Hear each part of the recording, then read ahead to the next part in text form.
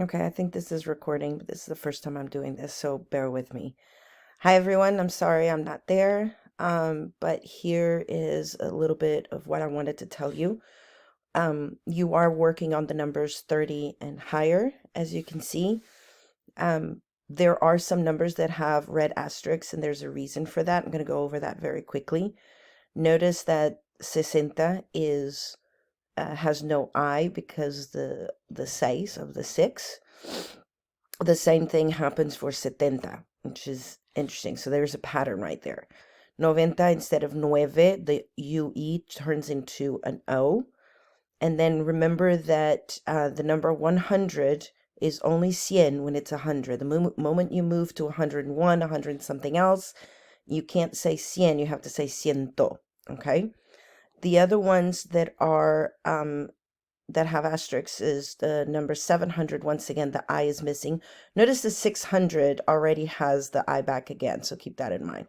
And then the same pattern is 90, 900, the UE from nueve is gone. The hundreds can turn from masculine to feminine, so keep that in mind. A couple of the exercise on Vistas, you're going to see that you're spelling the word right, but it's actually feminine that they're looking for. So if you're saying 200 chairs, you're going to say 200 sillas because chairs is feminine. So please remember that. This is the highlight that I talked to you about. Now, this is the part that is most important. Once you start writing big numbers like this, remember that numbers that are between 31 and 99 have the and. Now you remember doing that with 34, you would say 34. Now you didn't notice that very well, but you don't say that in English, you say 34.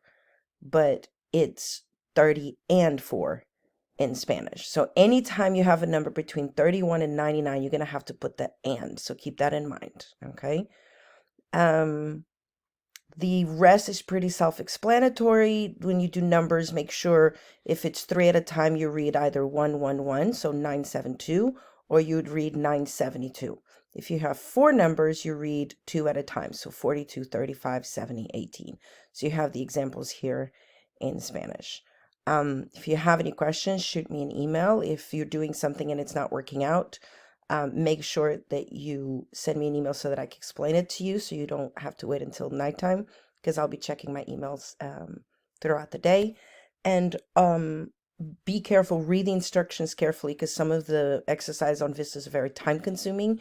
If you start doing them incorrectly, you'll have to restart from scratch. So keep that in mind. Thank you.